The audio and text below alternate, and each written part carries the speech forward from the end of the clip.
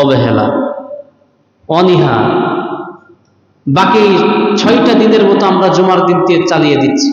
জুমার দিন শুধু দুপুরবেলায় ভালো মন্দ রান্না করা, পোলাও কোরমা রান্না করা, গোশত বিরিয়ানি খাওয়া, কাউকে হয়তো দাওয়াত করে খাওয়ানো, আর মসজিদে পোলাপান কিছু নিয়ে আসা, সিন্দি খাওয়ার আশায় লোভে, এটাই মনে করি আমরা জুমার দিন। জুমার দিনে 2 টাকা 5 টাকা মসজিদে দান করতে হবে, এটাই মনে করি জুমার দিন। অথচ জুমার দিন হলো, নবীজি বলছেন সাইয়্যিদুল আইয়াম, এটা সপ্তাহের মধ্যে সর্বশ্রেষ্ঠ দিন জুমার দিন। আমরা মনে করি জুমার দিন হলো শুক্রবার সাপ্তাহিক ছুটি, সরকারি ছুটির দিন, শুক্রবার একটু রেস্টের দিন, শুক্রবার ভালো মন্দ খাবার দিন। এটা হচ্ছে আমরা বানিয়েছি। কিন্তু বিশ্বনবী মুহাম্মদ রাসূলুল্লাহ সাল্লাল্লাহু আলাইহি ওয়াসাল্লাম বলছেন জুমার দিন হলো ইয়াউমুল ঈদ, জুমার দিন হলো ঈদের দিন। ঈদের দিনের মতো, ঈদের দিন যেমন ফজিলতপূর্ণ, ঠিক অনুরূপভাবে জুমার দিন আল্লাহর কাছে ফজিলতপূর্ণ। জুমার এত মর্যাদা জুমার দিনের, এই দিনে যদি কেউ ঈমান সহ তাকওয়া সহ আল্লাহর কাছে চলে যায়, অর্থাৎ মৃত্যুবরণ করে, আল্লাহ তাআলা তার ঘোর আযাবকে মাফ করে দেন। সুবহানাল্লাহ। জুমার দিনের এত ফজিলত, যেই দিনে মরলে পরে সে জান্নাতি হয়, এই দিনে মরলে পরে তার কবরের সওয়াব মাফ হয়ে যায়, সেই জুমার দিন আমাদের মনে থাকে না। যাদের মনে থাকে তাদের আগ্রহ থাকে না, আবার অনেকের আগ্রহ থাকে কিন্তু সময় থাকে না। হ্যাঁ, আজকে জুমার দিন কিন্তু সময় নাই। দেখা যাচ্ছে জুমার আগ দিয়ে চলে যাচ্ছে বাজারে, জুমার আগ দিয়ে চলে যাচ্ছে কোনো বন্ধুর ফোন পেয়ে সেখানে, জুমার আগ দিয়ে চলে যাচ্ছে গুরুত্বপূর্ণ কোনো কাজে। কিন্তু নামাজের থেকে গুরুত্ব আর কোনো কাজের আছে বলেন? মুসলমানের কাছে সব থেকে বড় গুরুত্বপূর্ণ একটি কাজ, সেটি হলো নামাজ, যেটা অন্য কোনো কাজকে, অন্য কোনো কাজ নামাজের মতো একটা দায়িত্ব কাজকে, একটা কাজকে বাধা দিতে পারে না। এটা আমাদের জন্য দুঃখজনক যে আমরা জুমার দিনের সেই কদর আমরা করছি না। এটা জুমার দিন সাইয়্যিদুল আইয়াম, সাপ্তাহিক একটা ঈদেরও দিন। শুধু খাওয়া দাওয়া না, শুধু দাওয়াত খাওয়ানো না, আর শুধু সরকারি ছুটি এবং রেস্টের সময় না, এটা হলো ইবাদতের গুরুত্বপূর্ণ একটি দিন, গুরুত্বপূর্ণ একটি সময়। জুমার দিনে এমন একটি মুহূর্ত রয়েছে, এমন একটি সময় রয়েছে, যেই সময়টি যদি কোনো বান্দা আল্লাহর কাছে দোয়া করে, আল্লাহর নবী বলেন সেই দোয়া কবুল হবেই হবে, এটা মিস হবে না। আপনি সারা রাত দোয়া করতেছেন না ঘুমিয়ে, এই দোয়া কবুল হতেও পারে নাও পারে, 50-50 সম্ভাবনা আছে, আবার সম্ভাবনা নাই, হতেও পারে নাও পারে। কিন্তু জুমার দিন একমাত্র এমন দিন, যেই দিনে একটা মুহূর্ত আছে। অনেক হাদিস বিশারদগণ বলেছেন, অনেক হাদিস বিশারদগণ বলেছেন যে সেই সময়টা হলো যখন খুতবা দেওয়া হয়, আরবি যখন খুতবা দেওয়া হয়, এই 2 খুতবার মাঝখানে যে সময় ইমাম সাহেব একটু বিরতি নেন, একটু বসেন 2-4-5 সেকেন্ড, এটা হলো সেই সময়। অনেকে বলেছেন যে না, সেই মুহূর্তটি হলো আসরের নামাজের পর থেকে নিয়ে মাগরিবের ওয়াক্ত হওয়ার আগ পর্যন্ত, এর মধ্যে সেই সময়টি কোন একটা সময়, কোন একটি মুহূর্ত, মানে এই সময়টি খুবই সংক্ষিপ্ত, হতে পারে 5 সেকেন্ড, 30 সেকেন্ড বা 1 মিনিট। কিন্তু প্রত্যেক জুমার দিনে আল্লাহ তাআলা এমন একটি সময় রেখেছেন, যেই সময় চাওয়া মাত্রই আল্লাহ তাআলা তার চাওয়ার আশাকে, তার চাওয়াকে আল্লাহ তাআলা কবুল করে নেন। এই জন্য আমরা তো প্রস্তুত রাখি না, আমরা প্রস্তুতি নিই না। যাই হোক, তো আজকে কথা অনেক। একে তো মুহররম মাস, এটি হলো আরবি সন অনুযায়ী প্রথম মাস, এবং সেই সঙ্গে ইয়াউমে আশুরা, আশুরার দিন সামনেই, আগামী জুমার দিন সম্ভবত, হ্যাঁ আগামী জুমার দিন, আজকে 3 তারিখ, হ্যাঁ আরবি মাসের মুহররম মাসের আজকে 3 তারিখ, তার মানে আগামী জুমার দিন হলো 10 মুহররম। এই যে আরবি মাস মুহররম মাস, এই যে দিন যাচ্ছে, সময়, আমরা যে ঘড়ি ব্যবহার করি, সেকেন্ড যাচ্ছে, মিনিট আসতেছে, মিনিট যাচ্ছে, ঘন্টা আসতেছে, ঘন্টা যাচ্ছে, দিন পরিবর্তন হচ্ছে, দিন যাচ্ছে, চলে যাচ্ছে, রাত আসতেছে, দিন রাতের আবর্তন হচ্ছে, সপ্তাহ চলে আসতেছে, 1 সপ্তাহ 2 সপ্তাহ করে চলে যাচ্ছে, মাস আসতেছে, 1 মাস 2 মাস করে চলে যাচ্ছে, বছর চলে আসতেছে, বছর চলে যাচ্ছে, যুগ চলে আসতেছে, একটা যুগ পার হয়ে যাচ্ছে, শতাব্দী পার হয়ে যাচ্ছে। এভাবে করে সময় কারোর জন্য অপেক্ষা করছে না, সময় এভাবে চলে যাচ্ছে। সেই সময়ের কথা আল্লাহ তাআলা বলছেন, ওয়াল আসর, আল্লাহ পাক বলছেন ওয়াল আসর ইন্নাল ইনসানা লাফি খুসরিন ইল্লাল্লাযীনা আমানু ওয়া আমিলুস সালিহাতি ওয়া তাওয়াসাউ বিল হাক্কি ওয়া তাওয়াসাউ বিস সাবর। এখানে কি বলা হচ্ছে? আল্লাহ তাআলা সময়ের কসম করে বলছেন, শপথ করতেছেন। আমরা আল্লাহর নামে কসম করি, আল্লাহর কসম ভাই আমি এই কাজটা করেছি, বা আল্লাহর কসম আমার এই পণ্যটি 300 টাকা দিয়ে কিনা। যারা ব্যবসা বাণিজ্য করেন এভাবে আমরা আল্লাহর নামে শপথ করি, কসম করি। স্বাভাবিকভাবে আল্লাহর নামে শপথ করা দর্শনীয় নয়, তবে মিথ্যা কসম করা, মিথ্যা শপথ করা অবশ্যই কবিরা গুনাহের শামিল। তো এই যে সময়ের কত মূল্য, যে সময়ের ব্যাপারে আল্লাহ স্বয়ং আল্লাহ তাআলা শপথ করছেন কোরআনের মধ্যে, বলছেন ওয়াল আসর, আসরের ওয়াক্তের কসম, শপথ। ইন্নাল ইনসানা লাফি খুসর, পৃথিবীর সমস্ত মানব মণ্ডলী তারা সবাই ক্ষতির মধ্যে রয়েছে। সমস্ত মানুষ কিসের মধ্যে রয়েছে? এই যে আমরা এখানে 15-20 জন আছি, এক বাক্যে বলেন তো যে এটা কি বাস্তব নয়? পৃথিবীর সমস্ত মানুষ আমরা ক্ষতির মধ্যে, এটা কি বাস্তব নয়? সব মানুষ, যে চাকরি করে সেও ক্ষতির মধ্যে, যে ব্যবসা করে সেও ক্ষতির মধ্যে, যে বেকার সেও ক্ষতির মধ্যে, যে বিয়ে করেছে সে আরো ক্ষতির মধ্যে, যে করে নাই সে আরো বড় ক্ষতির মধ্যে, যে ছেলে পুরুষ হয়ে জন্ম নিয়েছে সেও ক্ষতির মধ্যে, যে নারী হয়ে জন্ম নিয়েছে সেও ক্ষতির মধ্যে। তার মানে আমরা সমস্ত মানুষ আমরা ক্ষতির মধ্যেই আছি, কোনো না কোনো দিক দিয়ে আমাদের ক্ষতি হয়ে যাচ্ছে, আমরা বুঝতে পারি না।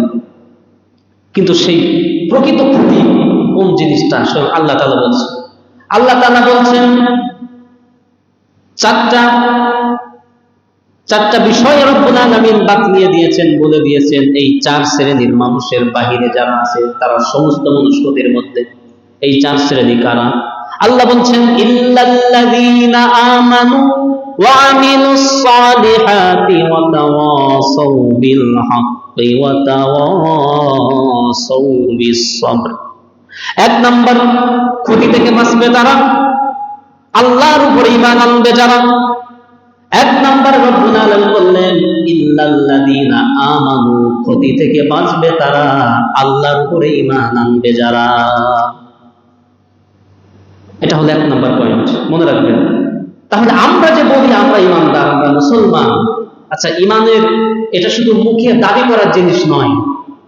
অমুক ভাইয়ের চরিত্র ফুলের মতো পবিত্র, এটা আমরা মুখে দাবি করি, ঠিক কিনা? আসলে কি তাই? আপনি যেই ভাইয়ের নামে স্লোগান দিলেন ভাইয়ের চরিত্র ফুলের মতো পবিত্র, জেল কেটেছেন 11 বছর, 15 বছর, 16 বছর জেল কেটেছেন। 16 বছর জেল কাটা মানুষ জীবনে কখনোই ফুলের মতো পবিত্র চরিত্র নিয়ে জেলে মানুষ যায় না। জেলে যে যায় নিশ্চয়ই কোনো না কোনো দোষ করেই তো যায়, ঠিক কিনা? যদিও ইল্লা মাশাআল্লাহ আমাদের ব্যতিক্রম কিছু থাকতে পারে, তবে সেগুলি খুবই কম। যে একেবারে তুলসী ধোয়া, কি বলে তুলসী ধোয়া পাতা না কি বলে, ধোয়া তুলসীর পাতা, একেবারেই যারা ধোয়া তুলসীর পাতা এরকম 2-4 জন হয়তো থাকতে পারে, খুবই কম। তবে জেলে যারা যায় তাদের 99% অপরাধ করেই যায়। আর সেই মানুষটাকে আমরা স্লোগান দিচ্ছি ফুলের মতো পবিত্র, মানে এটা আমাদের মুখের দাবি। তো অনেকটা এই রাজনৈতিক স্লোগানের মতো আমাদের দাবি হয়ে গেছে, ধর্মীয় দাবি, যে আমরা মুসলমান, আমি মুসলিম চিররণবীর। হ্যাঁ, এটা হলো মুখের দাবি হয়ে গেছে। আমি যে ইমানদার, আল্লাহ বললেন ইমানদার সে ক্ষতির মধ্যে নাই, ক্ষতি থেকে সে বাহিরে। আমরা তো দাবি করছি আমি ইমানদার, কিন্তু কাজে ইমানদারের পরিচয় আমরা দিতে পারি না। জুমার দিন আজান হয়ে যায়, এরপরেও ওই 2-4-5 জন কানা কোলা নেংরা এরকম কিছু আমরা বছর দিয়ে আসি। কিন্তু বাকি যাদেরকে আল্লাহ চান, যাদেরকে নবী চান, আল্লাহ চান, যুবক, এই যুবক আর তরুণদেরকে খুঁজে পাওয়া যায় না, হেরিকেন ধরিয়ে খুঁজে পাওয়া যায় না। এরা আসে 1 রাকাত নামাজ হয়ে গেলে, অথবা আসে জুমার যখন আরবি খুতবা চলে বা যখন আজান হয় সানি আজান, এই সময় তারা মসজিদে আসে অধিকাংশ। তো এটা আমাদের জন্য, আমরা যে মুসলমান ইমানদার, এটা আমাদের রাজনৈতিক স্লোগানের মতো মুখের দাবি ছাড়া অন্য কিছু না। ইমানদারের দাবি যদি করতে চাই তাহলে এই সময়ের আমরা মূল্য দিতাম। জুমার দিনের এই সময়ে যে দুপুর 12টা থেকে 2টা পর্যন্ত, আরে 2টা ঘন্টা দেওয়া, ও মনে হয় শুধু এই সময়টা ইমাম আর মুয়াজ্জিনদের জন্যই, আর খাদেমদের জন্যই, আর মসজিদের কমিটিতে যারা আছে তাদের জন্যই, যে তারাই শুধু মসজিদে আল্লাহ বিল্লাহ করবে, আগে আগে মসজিদে ঢুকবে আর সবার লাস্টে দরজা জানলা বন্ধ করে মসজিদ থেকে বের হবে। এটা শুধু ইমানদার ওই ইমাম আর মুয়াজ্জিনের দায়িত্ব না, এটা আমাদের ইমানদার হিসাবে, অ্যাজ এ মুসলিম হিসাবে প্রত্যেকের দায়িত্ব আগে আগে জুমার দিনে মসজিদে আসা আর সবার লাস্টে বের হওয়া। আর দুঃখজনক হলো এই আসি সবার লাস্টে, যাই সবার আগে। কেউ মুনাজাতের অপেক্ষা করেন, কেউ আবার অত দূর সময়ও তাদের থাকে না। তাড়াতাড়ি মসজিদ থেকে বের হতে পারলেই মনে হয় মাছ যেমন পানিতে ফিরে গেলে সে জান ফিরে পায়, যখন ডাঙ্গায় তোলা হয় সে ছটফট করে এখনই মারা যাবে। হ্যাঁ, আবার যখন পানিতে দেওয়া হয় বাপরে বাপ, তার শক্তি দেখে কে। একটা পুঁটি মাছের শক্তি হয় বোয়াল মাছের শক্তির মতো।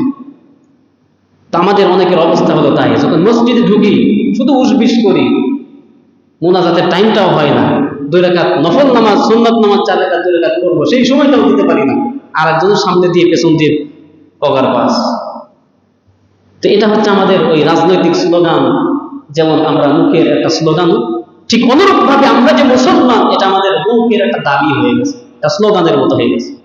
কিন্তু রব্বুল আলামিন বললেন শুধু মুখের দাবি করলে হবে না, ইল্লাল্লাযীনা আমানু ওয়া আমিলুস সালিহাত।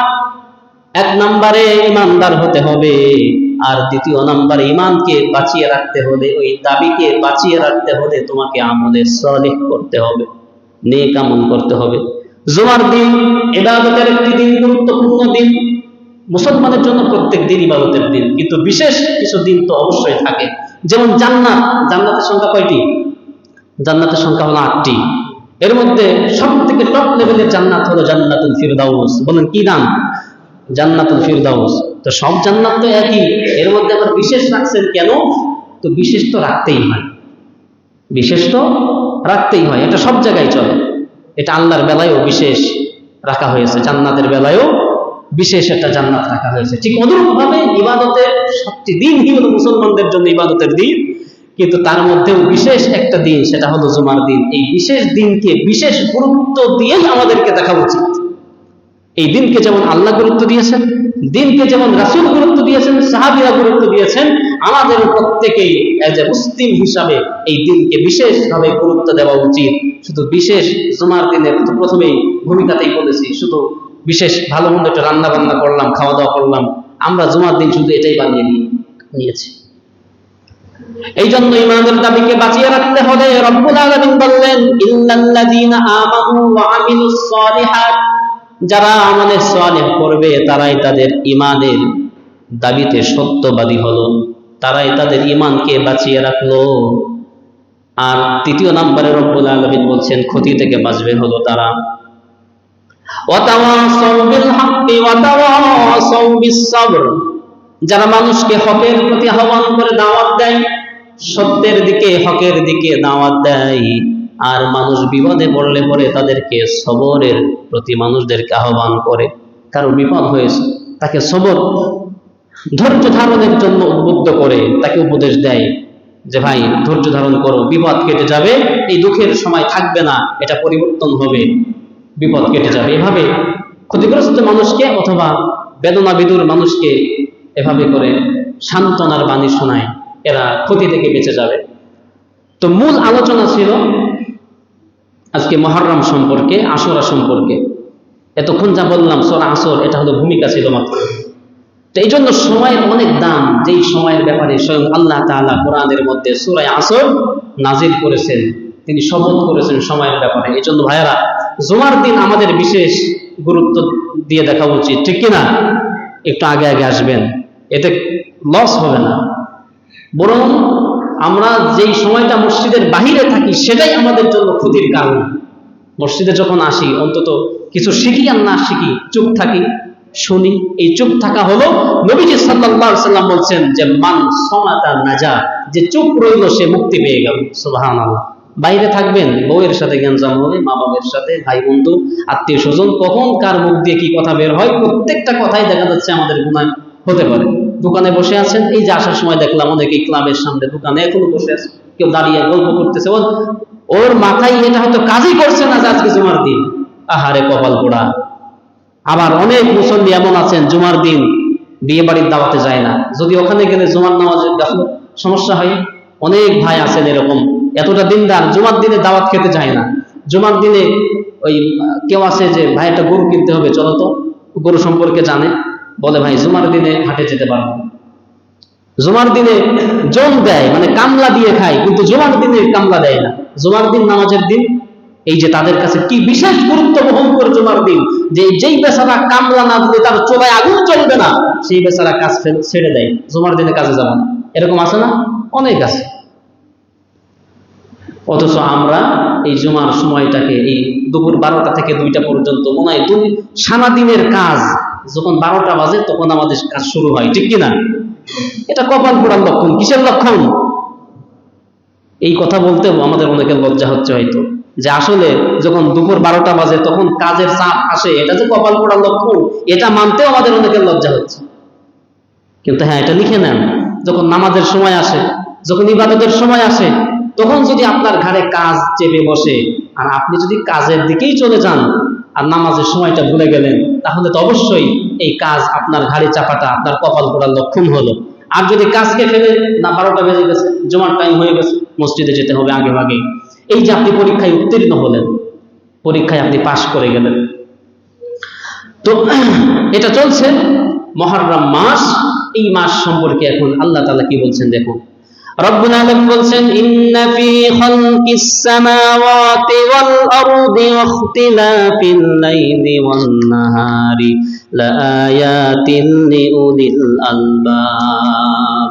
ইন্না ফি খালকিস সামাওয়াত, ইন্না হরফে মুশাব্বাহ বিল ফি'ল, এটা হলো আরবি গ্রামার একটা নিয়ম আছে।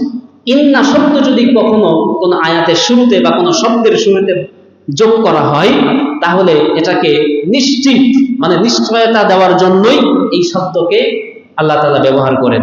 তো আল্লাহ বলছেন, ইন্না ফি খালকিস সামাওয়াতি ওয়াল আরদ, নিশ্চয় আসমান এবং জমিনের সৃষ্টির মধ্যে, আসমান এবং জমিনের সৃষ্টির মধ্যে, ইখতিলাফিল লাইলি ওয়ান নাহার, রাত এবং দিনের আবর্তনের মধ্যে, লাআয়াতিন লিউলিল আলবাব, অনেক নিদর্শন রয়েছে ওই সমস্ত লোকদের জন্য যারা বুদ্ধিমান। কিমান? যারা বুদ্ধিমান, তাদের জন্য নিদর্শন রয়েছে রাত এবং দিনের আবর্তনের মধ্যে। এই যে দিন চলে যাচ্ছে, রাত আসতেছে, এটা তারা চিন্তা করে যে আসলে এই যে সময় একের পর এক তো পার হয়ে যাচ্ছে, দিন যাচ্ছে, রাত আসতেছে, সপ্তাহ যাচ্ছে, মাস আসতেছে, বছর চলে যাচ্ছে, যুগ পার হয়ে গেল। যারা বুদ্ধি যাদের আছে, আল্লাহ বলছেন লাআয়াতিন লিউলিল আলবাব, যারা জ্ঞান সম্পন্ন লোক, বুদ্ধি সম্পন্ন লোক, তাদের জন্য নিদর্শন। তারা চিন্তা ফিকির করে যে হারে এভাবে তো সময় সব ফুরিয়ে গেল, সব সময় ফুরিয়ে গেল, মৃত্যু আমার সামনে, কবর পথের যাত্রী, আমাকে পরিবর্তন হতে হবে। এভাবে তারা চিন্তা ফিকির করে, সময়ের মূল্যায়ন তারা করতে শিখে। এরপরে রব্বুল আলামিন সূরা ইউনূসের মধ্যে বলছেন, ইন্না ফি ইখতিলাফিল লাইলি ওয়ান নাহারি ওয়ামা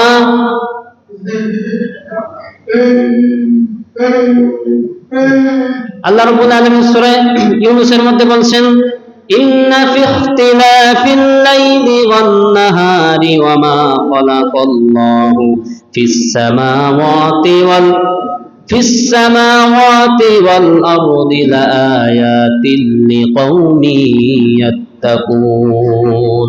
আল্লাহ তাআলা বলছেন যে রাত এবং দিনের যে পরিবর্তন হয়, পরিক্রমা, রাত চলে যাচ্ছে, দিন আসতেছে, এভাবে করে সপ্তাহ মাস চলে যাচ্ছে, জীবনের হায়াত থেকে বছরের পর বছর কেটে যাচ্ছে, সময়গুলি ফুরিয়ে যাচ্ছে, মানুষের মৃত্যু তার সন্নিকটে চলে আসতেছে।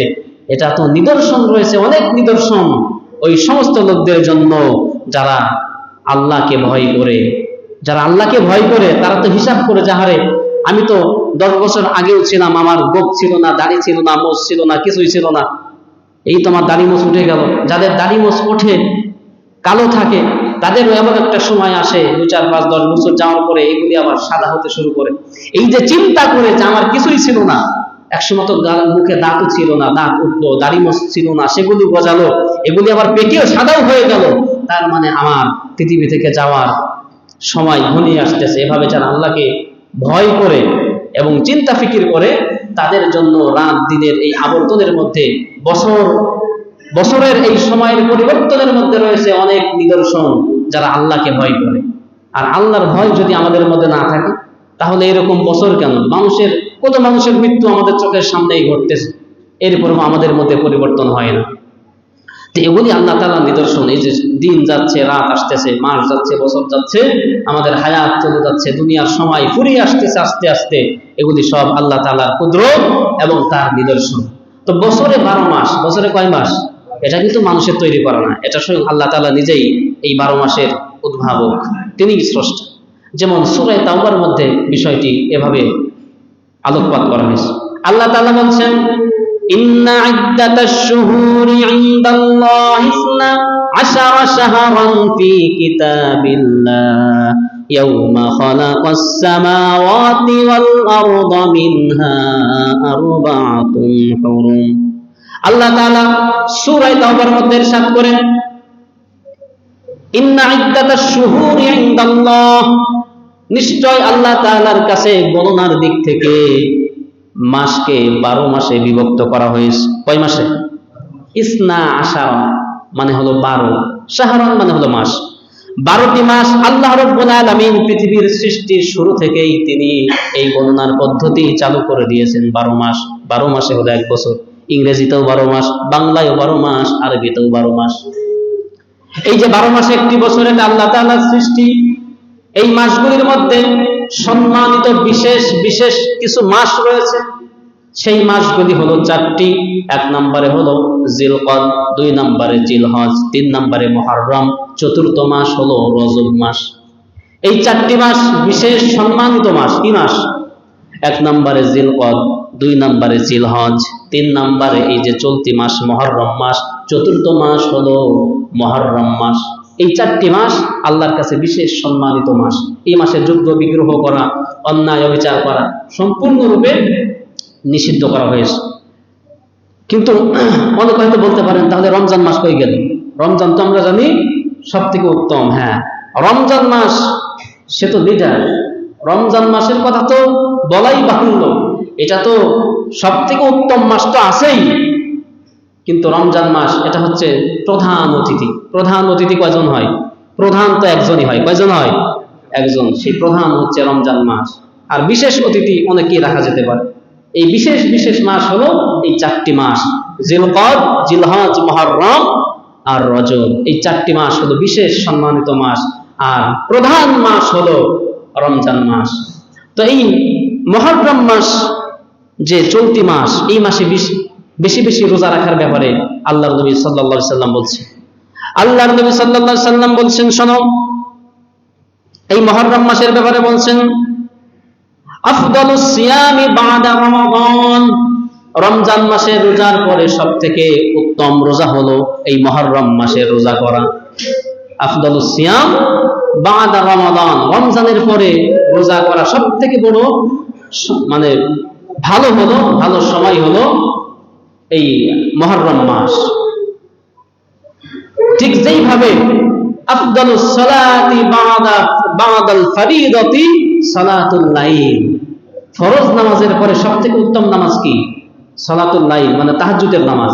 ফরজ নামাজের পরে, 5 ওয়াক্ত নামাজের পরে সবথেকে দামি উত্তম নামাজ হলো তাহাজ্জুদের নামাজ। এই জন্য তাহাজ্জুদ, এটা আমাদের এখন আস্তে আস্তে তাহাজ্জুদের নামাজ বিদায় নিচ্ছে আমাদের মধ্যে থেকে। তাহাজ্জুদের নামাজের অভ্যাস আমাদের প্রত্যেকের করা উচিত। যারা যুবক এবং তরুণ, আমরা হয়তো অনেকে মনে করি যে তাহাজ্জুদ তো এটা বুড়ারা পড়বে, যারা বুড়া হয়ে যায়, নানি দাদি, এরা হচ্ছে তাহাজ্জুদ পড়বে না। তাহাজ্জুদ আমাদের প্রত্যেকের পড়া উচিত। তাহাজ্জুদের নামাজ ভাগ্য পরিবর্তন করে দিতে পারে, মানুষের ভাগ্যকে পরিবর্তন করে দিতে পারে, মানুষের লক্ষ্য উদ্দেশ্যকে হাসিল করার সেই শক্তি তাহাজ্জুদের নামাজ মানুষকে জুগিয়ে দিতে পারে। কিভাবে দেখেন, আল্লাহ তাআলা সূরা বনী ইসরাঈলের মধ্যে তার নবীকে ডেকে বলছেন, নবীজি, ওয়ামিনাল লাইলি ফাতাহাজ্জাদ বিহি নাফিলাতাল লাক আসা আন ইয়াবআসাকা রাব্বুকা মাকামান মাহমুদা। নবী হে, আপনার জন্য 5 ওয়াক্ত ফরজ নামাজের পরেই গুরুত্বপূর্ণ নামাজ হলো আপনার জন্য তাহাজ্জুদের নামাজ। কিসের নামাজ? তাহাজ্জুদের নামাজ। 5 ওয়াক্ত নামাজ তো ফরজ আছেই, এরপরে আরেকটা নামাজ আপনার জন্য অতিরিক্ত চাপিয়ে দেওয়া হলো, সেটা হলো তাহাজ্জুদের নামাজ। এটা পড়লে কি হবে জানেন? আল্লাহ বলছেন নবীকে যে এটা পড়লে কি হবে আপনি জানেন? নবী তো জানে না। এখন আল্লাহ নিজেই বলছে, আসা আইয়াবআসাকা রাব্বুকা মাকামান মাহমুদা। এই তাহাজ্জুদের নামাজ যদি আপনি কন্টিনিউ চালিয়ে যেতে পারেন ও নবী, তাহলে আশা করা যায় এই তাহাজ্জুদের নামাজ আপনাকে মাকামে মাহমুদ পর্যন্ত পৌঁছে দিবে। সুবহান। এখন মাকামে মাহমুদ কি? মাকামে মাহমুদ হলো সেই স্থান, যেই স্থান আল্লাহ তাআলা একমাত্র তার নবীকে দান করবেন এবং ওই স্থান থেকেই কেবল উম্মতের জন্য আল্লাহর কাছে সুপারিশ করার সুযোগ পাওয়া যায়। সুবহানাল্লাহ। আচ্ছা, দেশের মঙ্গল করবেন, ভালো কিছু করবেন, পার্লামেন্টের চেয়ার ছাড়া কি পারবেন? পার্লামেন্টে যদি একটা বিল পাস না করানো হয় তাহলে কি রাস্তাঘাট, পুল, ব্রিজ, শিক্ষা, চিকিৎসা উন্নত করা সম্ভব? সম্ভব না।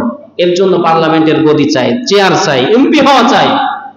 ওই চেয়ার না পাওয়া পর্যন্ত স্পিকারের কাছে কিছু বলাও যাবে না, বিলও পাস হবে না। ঠিক অনুরূপ ভাবে কাল কিয়ামতের ময়দানে কিছুটা এরকমই। কিয়ামতের ময়দানে একটা চেয়ার আছে। এই পার্লামেন্টে, আমাদের দেশের পার্লামেন্টে তো 300 মেম্বার, 300টা চেয়ার আছে, কিন্তু আল্লাহর পার্লামেন্টে মাত্র একটা চেয়ার। কয়টা চেয়ার? এই একটা চেয়ারকেই বলা হয় মাকামে মাহমুদ। কি বলা হয়?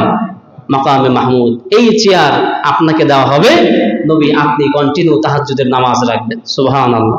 এই জন্য আমাদের প্রত্যেকের উচিত, আমরা তো ফরজ নামাজই পড়ি না, আহারে রাত 3:30, 3টা, 4টায় যদি ফুটবল খেলার বিশ্বকাপের এই আর্জেন্টিনা ব্রাজিলের খেলা দেওয়া হয়, এই খেলা দেখতে আমরা মোবাইলে অ্যালার্ম দিয়ে রাখি, বন্ধুকে বলে রাখি তুই কল দিস, যদি কলে না উঠি বাড়ির দরজায় গিয়ে লাথি দিস, নক করিস, যতক্ষণ না উঠবো ততক্ষণ কলিং বেল টিপতেই থাকবি। কত সিস্টেম করে রাখি, কি দেখার জন্য? খেলা দেখার জন্য, যেটা দেখলে মোটামুটি একটা নফল হজের সব পাওয়া যায়, ঠিক কিনা?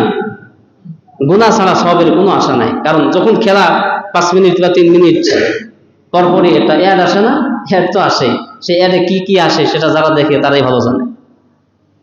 চোখের জানা, কানের জানা, সেটা দেখার জন্য বন্ধুকে বলে রাখতেছি, মোবাইলে অ্যালার্ম দিয়ে রাখছি, অ্যালার্ম ঘড়ি কিনে রাখতেছি।